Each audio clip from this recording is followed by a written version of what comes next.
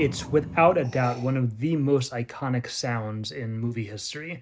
What is this? I mean, yeah, it's the sound of the greatest villain in movie history, at least in my opinion, but like, that's not a thing. Villain sounds, most villains don't have sounds. What even is that phenomenon? And what is the sound communicating? Why does it need to be here? What is it contributing to? What whole character is this a component of? And what does that component do for this whole? And what does a component of this type do that something like a catchphrase or another attribute doesn't do? And obviously this isn't a video about like the sound of Vader's asthma or whatever. I want to understand the greatest villain in movie history, or at least advance my understanding of him. This is one of my favorite characters of all time, one of the most brilliantly executed character arcs of all time, and that arc is the backbone of possibly the greatest franchise of all time. So there's a lot to talk about here, but I do want to start very, very simply with the breathing. It is so iconic, but what is it? And the reason why I'm starting here is not just, oh, quirky, interesting place to start the video. No, this is where Star Wars itself starts. I think a lot of people forget about this, but Vader's first scene has no dialogue whatsoever. He's actually barely doing anything in the scene. He walks in, the music swells, and then it gets quiet,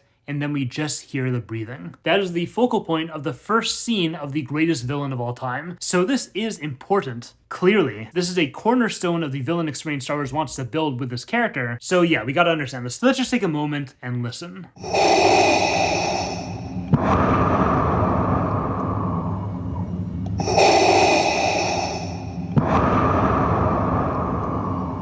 It's actually insane how much you can get from just this noise. Probably the first thing you're noticing is the pace. It's slow and it's measured. And for a character like this, that is significant. Vader is a deadly character. I think it's easy to forget because this role of his gets overshadowed big time by the other two movies and all of his iconic scenes and his arc. But if our vantage point is A New Hope, Vader kills or oversees the killing of so many people. He kills Uncle Owen and Aunt Beru, he kills Obi-Wan, he kills all the rebels, he kills all the Jawas, he kills Luke's friends, he tortures Leia, he almost kills Luke, he chokes this guy, and that's just episode 4. He kills more people later, he freezes Han, he mutilates Luke, he kills the Emperor, rewind, he kills all the Sand People, he kills Dooku, he kills the younglings, he kills the whole Jedi Order, he kills his wife. For a character who is this deadly, this violent, the way he breathes is just terrifying. This is not just a flailing ball of wild, violent energy, which would be terrifying enough, but you could predict it, you could perhaps outsmart it, you could contain it, avoid it maybe. The slow, measured pace of Vader's breathing, and it's always this pace no matter what, it never changes. This is not wild at all. It's calm,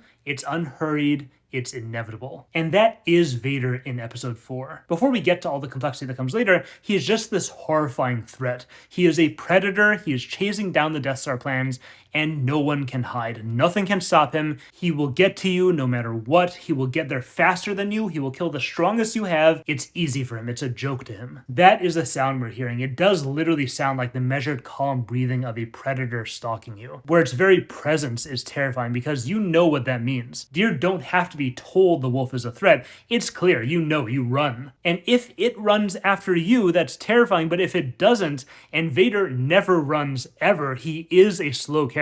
That's even more terrifying because he knows he'll get you eventually, and he knows you know that. And those are the other qualities that the breathing communicates: intelligence, focus, and self-control. You hear this kind of measured, slow pace of breathing in like martial artists, monks, which, yeah, the Jedi are, even Dark Jedi like Vader. He is a warrior monk gone bad who uses all those warrior monk powers not to be more peaceful and more present and more human. The breathing is specifically inhuman. It sounds like a machine breathing, which is a strange concept, but it's still super resonant. What it makes you feel is clear. This is a thing which is breathing, meaning it's sort of alive, it's animate like you, but it's not like you. It's a machine. It doesn't feel, it doesn't care. Even though it looks human, even though it prompts the question of maybe I can relate to this, maybe this can relate to me, and even though it can certainly do everything that humans do, but no, this is cold, this is cruel, it's heartless, it's lifeless. And I'm sure if you're watching this, not just listening to the audio, you're seeing that everything I'm saying is not just concretized, but strengthened through Vader's aesthetic. Like we said, this threat is not a wild beast, it is an evil warrior monk, it is an evil samurai,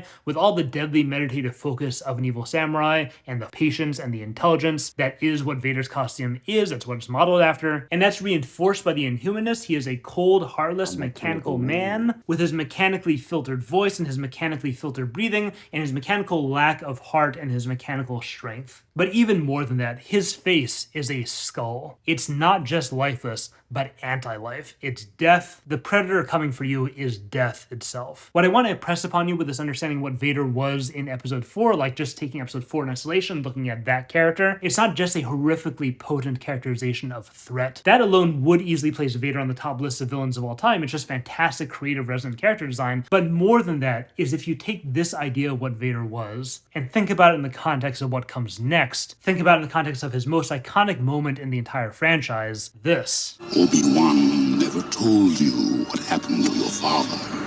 He told me enough. He told me you killed him. No. I am your father. Thought about in that context especially, it is difficult to conceptualize just how much of a twist this was to audiences at the time. It honestly gets me so annoyed when people nowadays delude themselves into thinking they saw this coming or would have seen this coming. Like, yeah, of course, growing up now in an age when the whole franchise is not just released but expanded, and we got prequels and we got shows full of Anakin. But then even beyond that, just growing up in an age where Star Wars is common cultural knowledge and people are quoting this line and parodying this line and replicating this trope in so many other stories, surprise family, especially after Star Wars, just became such a common type of twist. You just see it over and over and over again. So yeah, of course with their 2024 brain you would have called it back then. But to be a real person for a second and think from the point of view of someone back in 1980 when only Star Wars had been released, i.e. there was no A New Hope, there was no Episode 4, there are no episodes, there was just Star Wars. And in Star Wars the bad guy isn't just menacing and threatening, but is deadly force itself, is the embodiment of anti-life. And from that character we hear, I am your father, I gave you life. Just try to imagine just how much of an insane mindfuck that is, especially, okay, let me set the scene a little bit more here. We barely even talked about this. The other death aspect of Vader in episode 4 is of course the character history. It is fact that Darth Vader killed Anakin Skywalker. Until May 21st, 1980, that was a historical certainty. And not only does this make this whole death thing personal, this isn't someone I'm afraid of, this is someone who ruined my life. This is the reason I didn't grow up with a Jedi father and had to go live with the Muggles instead. So lots of complex emotions from my side, but on a broader existential level, Luke is obsessed with his dad. What Luke's dad was is what Luke aspires to be. Doesn't matter if it's just someone who leaves Tatooine or if it's a Jedi Knight who fought in the Clone Wars, Luke sees himself following in his father's footsteps. Why wish you become Jedi? Mostly because of my father, I guess.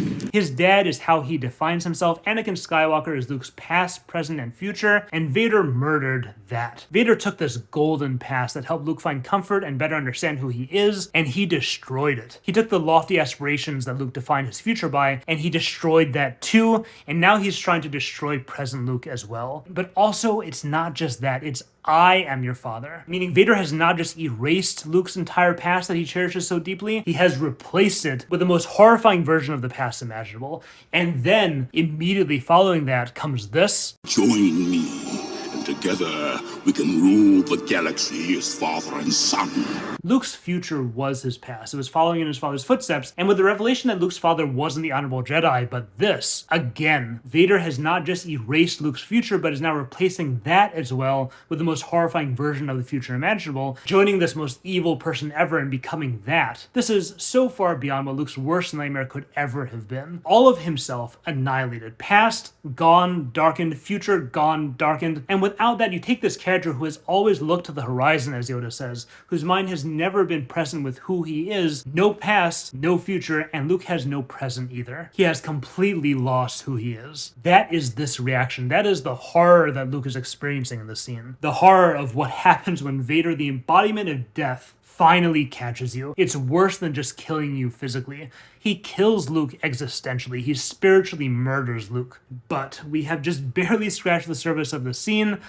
My God, I just love these movies so much. I just want to highlight something on a writing level here. I think this is a phenomenon everyone should be aware of if you're trying to not just write good stuff, but great stuff. And it applies to way, way more than just depth. Experiencing something really high quality is nice, it's a good experience, but when something is like good quality, and then you have the experience of it exceeding your expectations, that is something you remember. That is the type of thing that becomes your favorite thing ever in my experience. Every favorite thing for me has had that period where I'm like, okay, I'm liking this, and then all of a sudden, oh my God, how does this have any right to be this amazing? Star Wars was already beloved. It already has a really good story. And then this moment wasn't just itself great, but it signaled a shift in depth. It wasn't just a plot twist. It wasn't just a character twist. It was a depth twist. It was a meaning twist. You think you're getting a story whose scope of meaning is like this, and then they do I Am Your Father, and in an instant, the entire story experience has just magnified its own complexity by like an exponential factor. It's like watching a checkers game and then the pieces suddenly become chess pieces. The story you love is going to give a whole nother level of emotion, of character development, of story awesome. You don't even know whether it's true or false. You just have to sit back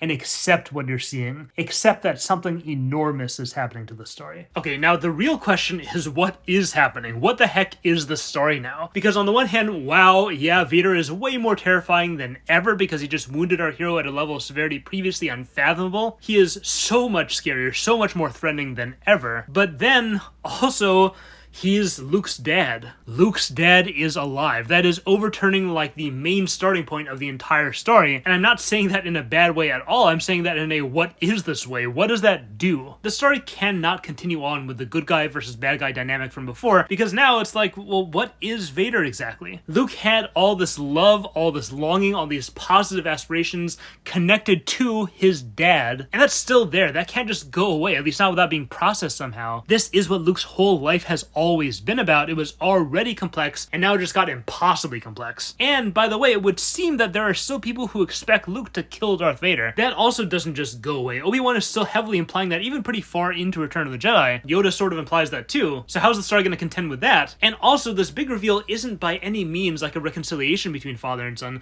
They still are on opposite sides of the conflict. They still really want something different for each other and for themselves, and these two sides are mutually exclusive completely. And that also, like, Vader cut off Luke's hand, can't forget about that. So this has just gotten very, very, very complicated. And the scary thing from a writing perspective is that not every story can deal with a complexity jump of this level. Most stories just don't have the moving parts to smoothly transition into something this different. But Star Wars is so ready, it's insane. And I will ask you once again to listen.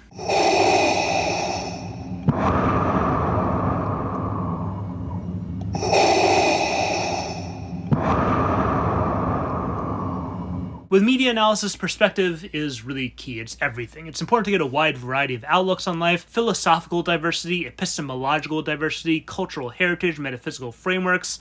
So, yeah, anyway, so I asked my vet about Darth Vader's breathing, and this is what she said. If I had a dog that sounded like that, breathing, I would be really, really concerned. It's profound. Okay, wait, hold on. I'm being totally serious here, and so is she. Here's the main point of her idea. It's a dichotomy. It is both a measure of menacing, like it sounds very menacing, and a sign of vulnerability. And then she went through everything we talked about earlier in the video about all the nuances that make Vader sound so menacing and so terrifying and so cold and so inhuman. And then, but if you actually think about what the breathing means, it is actually massively vulnerable because it is essentially a ventilator. Like he cannot do well without it, that it is literally keeping him alive, and it is an outward sign of his vulnerability and frailty. And it is actually a mark of his humanity. Like from a medical viewpoint, like I thought about that sound and I'm like, oh my gosh,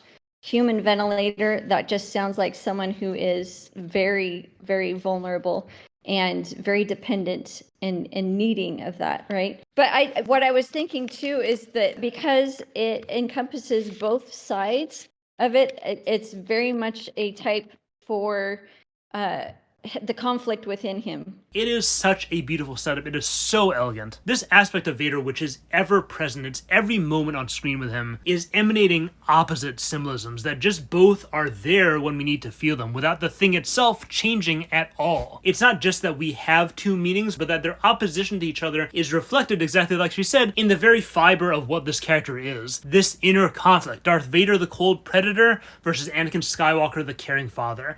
Is this a mechanical man of twisted evil, or is Anakin still very much there, just barely hanging on, barely surviving, barely breathing? And this dichotomy isn't just built into the breathing. Look at this scene. Luke turns himself in and he's really sure that his dad will turn him over to the Emperor, and then nope, and we get this exchange. The Emperor will show you the true nature of the Force.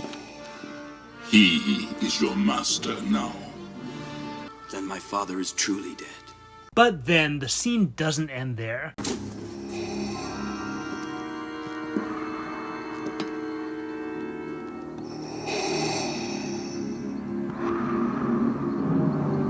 what is that? What is going on in this moment? We get this Vader beat and we're watching him and it's just, we got nothing because this character gives us nothing. What I'm trying to point out here is that in episode 4, Vader's suit was a concretization of his inhumanity, his coldness. It was the distance between something like him and humans like us. It was masking horrifying powers this being had in a way that we didn't need to see it. We just needed hints to know that this character was a powerful threat. That's what we got from the mask, from this whole image. And then you see this scene and it's something else entirely. It's a different function. Vader's mask isn't creating coldness and emotional distance. Here it's hiding emotion. Here it's a barrier between what's going on with his character internally and what he shows to the world. The mask is like this brick wall of complexity, but it's emotional complexity, aka human complexity, specifically demonstrating how human he is. Again, same suit, same mask, but it's giving two meanings that are mutually exclusive, but both present somehow. This is cold, inhuman hate. This is vulnerable human emotion. Two meanings wherever we choose to see them, and overall expressing that this is a character in deep conflict. And building this up even more is the fact that we do have two villains in this movie. And on the surface, the relation between these two is clear. Vader explains it himself. You don't know the power of the dark side.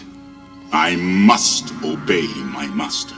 And there's a fascinating interplay just on the design level with these two. Listen to Squircle explain this. This whole mask idea is hers, by the way. You think that Vader is purely dark side with this kind of like impersonal nothingness, but then you encounter the Emperor, who is very similarly mutated and warped in the way that Vader is mutated and warped, but he wears it proudly. Like, he has naked face. He wants people to see that he's something monstrous, something other, something that's been like literally disfigured and out of function. He's not natural. Whereas Vader, I know that it's like part of him staying alive, but also him having the mask kind of, to me, indicates that he is not embracing that mutated side of himself, that he has some regrets about that's the way that he ended up. Whereas the Emperor kind of having, I mean, he is partially hooded, but he wants people to see that there's something not right with him, where he has this kind of just complete purity commitment, and not just on the dark side, but loving the fact that he's on the dark side and loving the fear that he inspires in others, and loving his twisted sort of self. So again, we have two lenses with which to view Vader. One is full of conflict, it's a human, vulnerable Vader, and the other is the old view, it's pure villain Vader. This, I think, is the nature of the complexity that I'm Your Father opens up for this character. Up until this moment, Vader is a character who has no inner world. And it's not just that, it's that he's not someone who can have an inner world. His role, his use in the story categorically excludes him from having that structure. He is more machine than man. It would be like the Death Star having feelings. And then once we get I Am Your Father, yes, we are overwhelmed by the horror and the pain, etc., but subtly, this unlocks his character. It opens up potentiality to be something else. It unlocks all these interpretations of what he is and how he is, what his life is like, what he's feeling, how to understand him. And I say unlocks because it doesn't activate any of it, just the potentiality is now there. So, now, what does Star Wars do with that potentiality? Okay, so I want to take you back in time. This is not something I usually do, but I want to take you back in time to one of my childhood memories, which just kept poking at me the entire time I was writing this video and going, hey, old Schnee, I am extremely relevant. What this whole discussion brings us to naturally is the climax of episode 6, which is one of my favorite scenes ever. It's the culmination of the entire trilogy. It is the defining moment of the greatest villain of all time. This has always been, for me, one of the most meaningful moments in any story. And I remember seeing it as a kid. I remember being terrified of the Emperor. I remember being scared out of my mind for Luke. And then, when Vader would make his move, when he would pick up the Emperor and throw him into the pit and save the day, I just remember having this feeling of, he can't do that. How can he do that? How is that even possible? And I remember having those thoughts every single time I watched the movie. I knew what was going to happen. I'd seen it before, and still I'd stare at the screen like, how? It's impossible. I don't get how he can do that. And to be honest, I still have that feeling. I still get that like lizard brain media consumer sense of, what? How? Impossible. And this was and is why I love the scene, and it's why I love the character. This is not something that was confusing in a frustrating way. It was confusing in a great way, in a profound way. So I couldn't shake this memory and this emotional experience, and the more I thought about it, the more I realized there was a reality to what I was feeling. I'm not saying I sensed it back then as a little kid, or actually no, yeah, I am saying that. Modesty here would just be dumb. This is absolutely the type of thought that yes, kids 100% have in a simple form, and then when you get older, it's the same thought, but you can just articulate it better. Vader is a villain. He is not allowed to save the day. That was a thought I was having. According to Little Kid Schnee, Star Wars is this guy's story. Remember, this is before the prequels, so it's this guy, Luke Skywalker. That is the big man. It's him. Luke Skywalker is the one who does the big heroics. He's the one who does the savings. We saw that in episode 4 with the Death Star. We saw him fail an epic bad guy fight in episode 5. So episode 6, it's time, right? Luke is the one. Luke is the hero, right? And then what happens? What situation do we find ourselves in at the end of the movie? So be it, Jedi.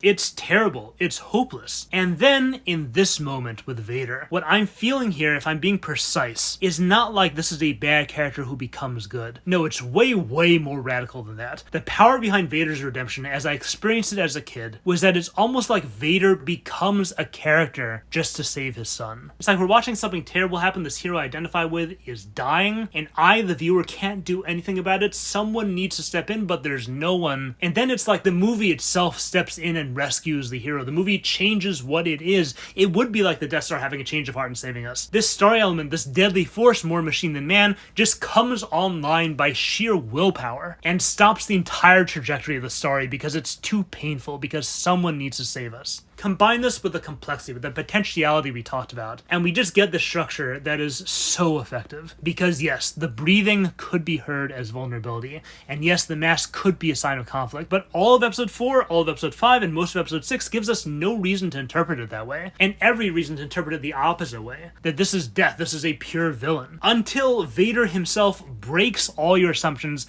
about who he is, about what he is, he's suddenly this living, breathing being of emotion, of vulnerability, of agency, of humanity, and with that moment, immediately, we're hit with this.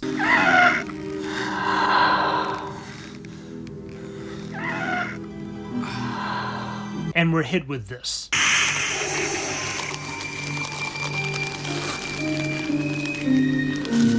All the complexity we could have ever demanded from this character is already there, and it's been there the whole time, we just didn't see it. What's so powerful about Vader's redemption is that it's not just bad character makes good decision last minute. No, this is a character redefining his entire role in his own story. He's forcing you to go back and hear the vulnerability in his breathing and see the hesitation behind his mask. He forces you to go back and reinterpret entire scenes. When he meets with the Emperor in episode 5 and he suggests turning Luke instead of killing him, that's not him being sinister, that's compassion. He's practically begging the Emperor not to kill his son in the only way he thinks will work. When he tells Luke to join him, that's not evil villain monologue words. That is a father actually reaching out to save his son. And when he doesn't kill Luke, Luke was right. It was because there was still good in Vader. This was a character who had the entire story working against him. Everyone was telling Luke, you're wrong, Anakin Skywalker is dead, more machine than man, dog on a leash. You go down this naive wishful thinking route and the Emperor has already won, there's no hope for the galaxy. And you know what? Maybe that was true.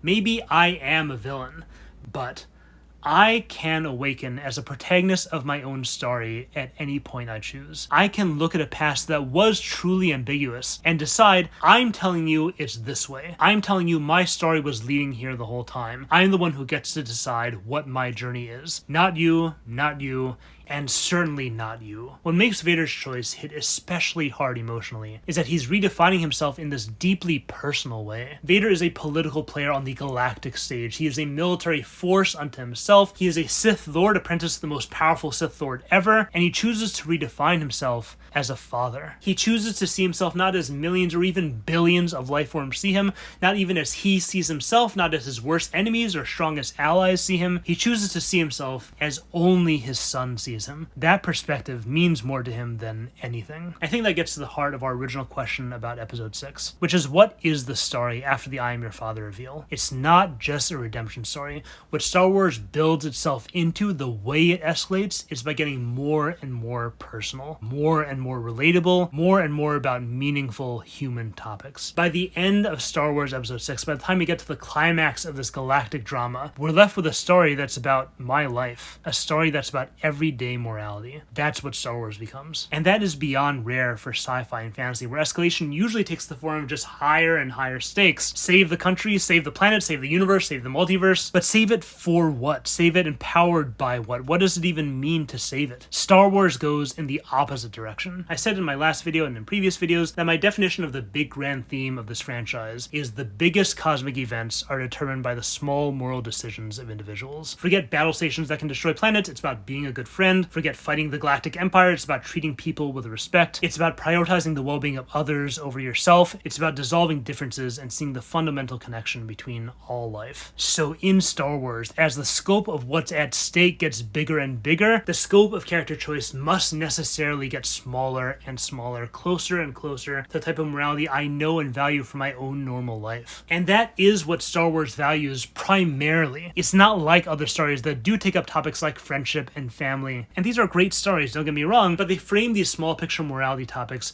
as means for some big picture plot thing that we're meant to care about more. Save everyone, save the universe, whatever, that's what's important. But in Star Wars, no. In Star Wars, the biggest picture is the smallest picture. In episode 6, the Death Star, the planet-destroying battle station, is the secondary plot. More important than anything is the Luke Vader Emperor confrontation. More important than anything is light side, dark side. It's the moral journey of the characters. This is why I can watch like Avengers Endgame and I can be inspired, I can be awed, but the place that story has to go in order to have that effect has necessarily distanced me from seeing myself in my heroes, much less seeing myself in Thanos. The story of Paul Atreides versus the Harkonnens is a powerful spectacle. There's a lot to study there. Characters like William Wallace in Braveheart, or Katsumoto in Last Samurai, or King Leonidas in 300, there's a lot to admire there. But when it comes to taking the meaning of these stories I love and bringing it into my own life, me with my tiny mundane existence, I'm very limited with those stories, in a way that I'm not with Star Wars. Like Squircle's idea for my Jedi video, what Star Wars values through its story isn't the flashy powers, and it's not the big picture accomplishments either. It's the personal character stuff that I can do. I can feel like a Jedi by being at peace. I can feel like I'm using the Force by being in the zone and feeling connected to life around me. And with Luke Skywalker and Darth Vader, I can bring the meaning of these characters' arcs into my own life by being a better son, by being a better parent, by seeing the good in people around me so strongly that they become good, that they choose to see themselves with all the love that I have when I look at them. Or alternatively, by seeing myself with the faith that others have in me, and using that as motivation to do good and change myself in ways I never thought possible. That is the story of Darth Vader, and that is why I think he is the greatest villainous character of all time. Subscribe! Shoutouts to all my patrons, especially new high-tier patrons, Devious Gnome, Thaddeus, Dan, Chelsea Snyder Singh, Sydney J. Friedberg. Your support, as always, means the world to me. As always, huge thanks to my Patreon community for the discussions I had in preparation to make this video. Squircle, my analysis partner, go sub to her. She's always helping me out with all my stuff, and she has great content too. Check it out. Much appreciation as well to my veterinarian, aka Squircle's mom. Amazing insights as always. So that's all I got for now. Thanks for watching, and may the Force be with you. So, like if you see someone that is truly labored breathing professional who makes money off of this information. So yeah, so when you normally breathe, your diaphragm expands downward.